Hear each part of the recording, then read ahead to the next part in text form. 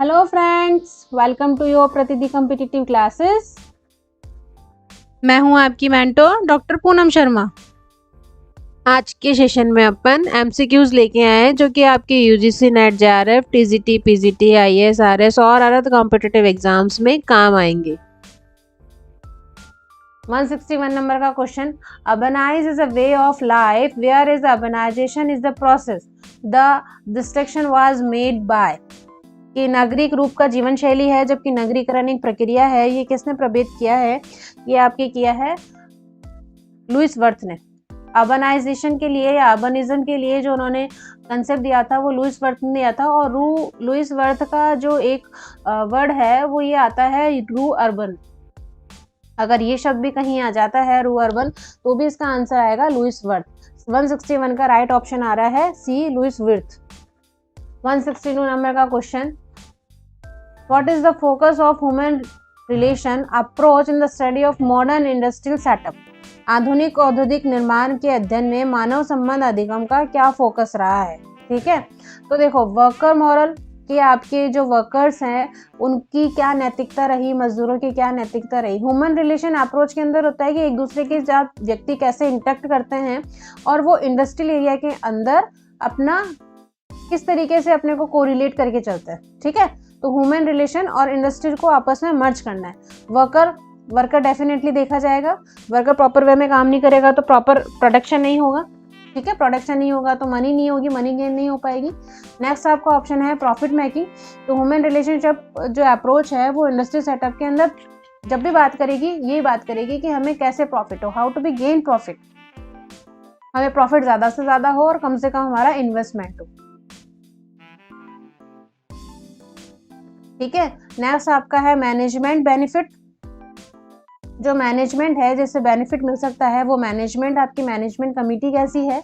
और नेक्स्ट आपका है सॉल्यूशन ऑफ यूनियन गवर्नेंस कि मजदूरों की शिकायत कैसे दूर की जाए, नहीं तो हड़ताल कर देंगे मजदूर आपकी। ठीक है, ये आपके ऑप्शंस है कि ह्यूमन रिलेशन अप्रोच में आपके इंडस्ट्री सेटअप को कैसे मॉडिफाई किया जा रहा है या उनका अधिगम पे क्या फोकस है कि आपका इंडस्ट्रियल सेटअप बहुत अच्छे से हो जाए। तो जब भी इंडस्ट्रियल सेटअप की बात करेगी तब हम बात करेंगे प्रॉफिट मेकिंग की कि हमें प्रॉफिट कैसे मिल रहा है, इंडस्ट्रीज को प्रॉफिट कैसे मिल रहा है। ठीक है, 163 नंबर का question, who had decide city as a shrink of civilization. ठीक है, कि ये किसने बताया या आपको किसने कहा कि शहर यह सभ्यता की नाली होती है। ये आपको कहा है ई मुंतजे, यानी कि इसका जो राइट ऑप्शन आएगा ऑप्शन नंबर बी। 164 नंबर का question, urban areas form by the fusion of town through spending industries and housing is called. उद्योग और आवासों के बढ़ने से कस्बों के विलयन में बनने वाले नगर को क्या कहा जाता है? पहला आपका ऑप्शन होता है इनबिल्ड एरिया, यानी कि जो निर्मित एरिया होता है, स्वनिर्मित क्षेत्र होता है, उनको इनबिल्ड एरिया कहते हैं। इसका राइट ऑप्शन आएगा ऑप्शन नंबर ए। दूसरा आपका ऑप्शन की बात कर लेते हैं सब अर्ब। इसको क्या कहेंगे? सब अर्ब, यानी कि अर्ब है नगरीय व्यवस्था है पर प्रॉपर नगर की व्यवस्था नहीं है, उसका एक छोटा रूप है outside the central part of the town and city. ठीक है, नेक्स्ट आपका ऑप्शन होता है स्प्रेडिंग, यानी कि विस्तार किया जा रहा है, फैलाव किया जा रहा है। और नेक्स्ट आपका हो रहा है कॉन्यूबरेशन। कॉन्यूबरेशन का मतलब हो गया नगर समूह, यानी छोटे छोटे नगरों का समूह हो गया है, अर्बन एरियाज का समूह हो गया है। ठीक है, तो जब भी हम बात करेंगे अर्बन एरियाज की कि वहाँ पे उद्योग और आवास के बढ़ने से जिन जो छोटे छोटे कस्बे हैं, जो टाउन्स हैं, जो उनमें मर्ज हो चुके हैं, उस एरिया को कहेंगे इनबिल्ट एरिया। 164 नंबर का राइट ऑप्शन आएगा ऑप्शन नंबर ए। 165 नंबर का question, which is the following has meant distinction between the folk and urban societies। जहाँ पे आपके folk ये ग्रामीण और नगरीय समाज के बीच में जो ग्रामीण folk और नगरीय जो समाज है उसके बीच में जिसने अंतर किया है वो क्या है कि इनको अलग अलग आपको डिफ्रेंशिएट कैसे कर सकते हो। पहला आपका होता है इकोलॉजिकल, पारिस्थितिक तंत्र। पारिस्थितिक तंत्र से कभी भी इनको अलग नहीं किया जा सकता क्योंकि दोनों की सेम आपका नेचर होता है। नेक्स्ट आपका है कम्युनिटी। कम्युनिटी में सेम आपका जियोग्राफिकल एरिया होता है, वी फीलिंग होती है, तो वो दोनों में ही होती है। ठीक है, अर्बन एरिया में वी फीलिंग कम पाई जाएगी, ठीक है, फोक एरिया में आपके ज़्यादा पाई जाएगी, इसलिए ये भी नहीं हो सकता है। नेक्स्ट आपका ऑप्शन है ऑर्गेनाइजेशन। ऑर्गेनाइजेशन के अंदर जो फोक एरिया है उसका जो संगठित रूप है वो अलग होता है, और अर्बन एरिया के अंदर आपको क्लास डिस्ट्रीब्यूशन हो जाता है, आपका स्टेटस डिस्ट्रीब्यूशन हो जाता है, इसके अकॉर्डिंगली आपकी ऑर्गेनाइजेशन क्रिएट होती है। एंड नेक्स्ट आपका ऑप्शन है एसोसिएशन, संघीय व्यवस्था। संघीय व्यवस्था में हो गए कि एक सेम पर्पज़ के लिए जहाँ पे हम एकत्रित होकर काम करते हैं, आपका सेम पर्पज़ होता है, वो आपका संघीय होता है, ठीक है। तो यहाँ पे सेम पर्पज़ तो कहीं है ही नहीं, ठीक है। तो इसका जो राइट ऑप्शन आएगा वो आएगा ऑप्शन नंबर डी, जहाँ पे नगरीय समाज और ग्रामीण समाज में भेद किया जा सकता है, क्योंकि दोनों की ऑर्गेनाइजेशन अलग अलग होती है। 166 नंबर का question, the term mean providing security and stability. जहाँ पे आपको सिक्योरिटी और स्टेबिलिटी मिले, वहाँ उस कंडीशन को या उस पोजीशन को क्या कहा जाता है, ये क्वेश्चन पूछ रहा है। उस वर्ड को क्या कहा जाता है, सुरक्षा और स्थिरता देने वाले को।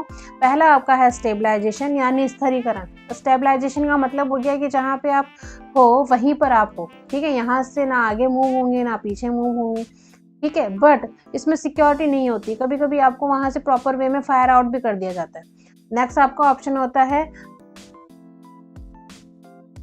सिंबॉलिजेशन, यानी कि होता है प्रतीकात्मक। प्रतीकात्मक का मतलब होता है कि जहाँ पे कुछ साइंस होते हैं उन साइन को आपको एक्सेप्ट कर करके उनके अकॉर्डिंगली काम करना होता है। तो इसमें ना तो सिक्योरिटी होती है ना स्टेबिलिटी होती है। ये ज़रूरी नहीं होता है कि जिसने जो साइन किया वो वैसा का वैसा मीनिंग निकाल ले उस साइन का, ठीक है। नेक्स्ट आपका होता है मूरिंग। मूरिंग का वैसे बेसिकली अगर मतलब निकाला जाए तो मतलब होता है एक ऐसा स्थान जहाँ पे नाव बंदी हो, ठीक है, बांधना, ठीक है। और नेक्स्ट आपका ऑप्शन आ रहा है चेरिश। चेरिश का मतलब होता है कि परवरिश करना, यूं कह सकते हैं उसको, ठीक है, कि सावधानी से देखरेख करेंगे उसकी, उसको स्नेह रखेंगे, इस हिसाब से उसको चेरिश कहा जाता है। तो देखो जहाँ पे सिक्योरिटी और स्टेबिलिटी हो, सिक्योरिटी ज़रूर होती है आपके परवरिश में, पर स्टेबिलिटी नहीं होती है, ये हमेशा नहीं होती है, ठीक है। आपके सिंबल्स में क्या होता है, आप ज़रूरी नहीं कि जैसा सिंबल यूज़ किया जाए उसका मीनिंग भी वैसा ही निकले। स्टेबलाइजेशन का मतलब ये होता है कि आप वहाँ पे रुक तो गए हो, पर वहाँ पे सिक्योरिटी कितने टाइम की है ये नहीं है। जैसे पानी के अंदर अगर अपन चल रहे हैं और वहाँ पे किसी लकड़ी को पकड़ के अपन खड़े हैं, तो वहाँ पे रुक तो गए हैं पर सिक्योरिटी नहीं है, कभी भी तेज़ धार आएगी और आपको बहा के ले जाएगी। तो मूविंग ऐसा ऑप्शन है जहाँ पे ऐसा होता है कि वहाँ आपको आपका आराम से रुके रहना है और वहाँ पे किसी प्रकार का कोई इशू भी नहीं है, इसलिए सिक्योरिटी और स्टेबिलिटी पाई जा सकती है। 166 नंबर का जो क्वेश्चन है उसका राइट ऑप्शन आएगा सी। 167 नंबर का क्वेश्चन देखते हैं। Rural and urban centres share some common facts of life that show. ग्रामीण और नगरीय केंद्र जीवन के कुछ आम तथ्यों में साझेदारी होती है। वो क्या दिखाते हैं कि ग्रामीण और जो नगरीय जीवन है उनमें कहाँ कहाँ पे साझेदारी होती है। देखो पहला आपका ऑप्शन आ रहा है एंटागोनिस्ट यानी कि प्रतिरोध, ठीक है। प्रतिरोध में साझेदारी होती है कि नहीं होती है, साझेदारी कभी भी नहीं होती प्रतिरोध के अंदर, ठीक है, यानी कि वो सब अलग हो जाए। नेक्स्ट आपका हो गया है कॉन्ट्राडिक्शन। कॉन्ट्राडिक्शन का मतलब हो गया है कि आप अंदर ही अंदर दो गुट के अंदर बटे हुए हो और अंदर ही अंदर आप एक दूसरे के साथ अंतर विरोध कर रहे हो कि हमारा यहाँ पे नहीं चलेगा, हमारा यहाँ पे नहीं चलेगा। नेक्स्ट आपका हो गया है ऑप्शन कॉपरेशन। कॉपरेशन का अंदर होता है कि हमें इसका सहयोग करना है, इसको हमारा सहयोग करना है, सहयोग के हिसाब से हमारी लाइफ आगे बढ़ेगी। एंड नेक्स्ट आपका ऑप्शन है इंटरडिपेंडेंस, यानी एक दूसरे पे हम आश्रित होंगे, एक दूसरे के अकॉर्डिंगली काम करेंगे, कभी ये हमारा करेगा तो कभी हम इसका करेंगे, ठीक है। तो जो रूरल और अर्बन सेंटर्स में जो कॉमन फैक्ट्स होते हैं लाइफ के वो होती है इंटरडिपेंडेंस। का राइट ऑप्शन आएगा ऑप्शन नंबर डी। 168 नंबर के question, there is no linear settlement in. एक रेखीय आवास नहीं होता है, नो कहाँ पे, केरल में।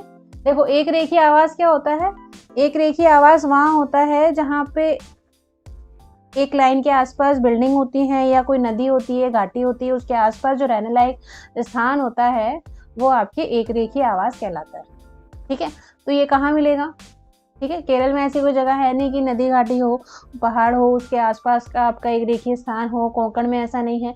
डेल्टा के आसपास जो है वो उस प्रकार की भूमि होती है जहाँ पे एक लाइन में आवास स्थान बनते हैं, क्योंकि बाकी का जो एरिया होता है वो आपके पहाड़ों, घाटी और नदियों से ढका हुआ रहता है, ठीक है। तो इसका जो राइट ऑप्शन आएगा वो ऑप्शन आएगा ऑप्शन नंबर सी। 169 नंबर का question, the special feature of the urbanization in the India has been, जो आपके भारत में नगरीकरण के विशेष जो लक्षण हैं, स्पेशल फीचर हैं, वो क्या हैं? एक तो है लोकलाइज इन नेचर, कि आपकी जो स्थानीयकृत है प्रकृति में वो, बैलेंस इन नेचर, बहुत है अबाव है, नॉन ऑफ द अबाव, ठीक है। तो अर्बनाइजेशन का जो नेचर होता है वो लोकल भी होता है और लोकल भी होता है, थोड़ा ग्रामीण टच में भी होता है, टोटल इंडस्ट्रीज के भी होता है, तो बैलेंस होती है, इनकी जो लाइफ होती है वो बैलेंस होती है। तो 169 नंबर का जो ऑप्शन आएगा वो आएगा ऑप्शन नंबर बी। 170 नंबर का question, the simplest definition of the urban social structure has been given in term of, नगरीय सामाजिक रचना में अत्यधिक सरल परिभाषा की दी गई है। क्या कहा गया है? नगरीय सामाजिक संरचना की आपके जो अर्बन सोशल स्ट्रक्चर है इसकी परिभाषा दी गई है किसमें? डेमोग्राफी में। डेमोग्राफी में हमेशा जनसंख्या से रिलेटेड चीजें दी जाती हैं। इंडस्ट्री में आपकी दी जाती है उद्योग से रिलेटेड, ठीक है। आपके एजुकेशन, शिक्षा, नेक्स्ट आपका होता है प्रोफेशन यानी व्यवसाय, ठीक है। तो जब भी जो अर्बन सोशल स्ट्रक्चर की जब व्यवस्था दी जाती है वो आपकी दी जाएगी एजुकेशन में, क्योंकि उनकी नॉलेज दी जा रही है आप, ठीक है। ये तो स्पेशलाइजेशन हो गया, डेमोग्राफी, इंडस्ट्री एंड पॉपुलेशन है, ये तो आपका स्पेशलाइजेशन हो गया, बट फिर भी आपको जो भी नॉलेज मिल जाएगी सोशल स्ट्रक्चर की वो आपको मिलेगी एजुकेशन लेवल पे, ठीक है। तो इसका जो राइट ऑप्शन आएगा ऑप्शन नंबर सी।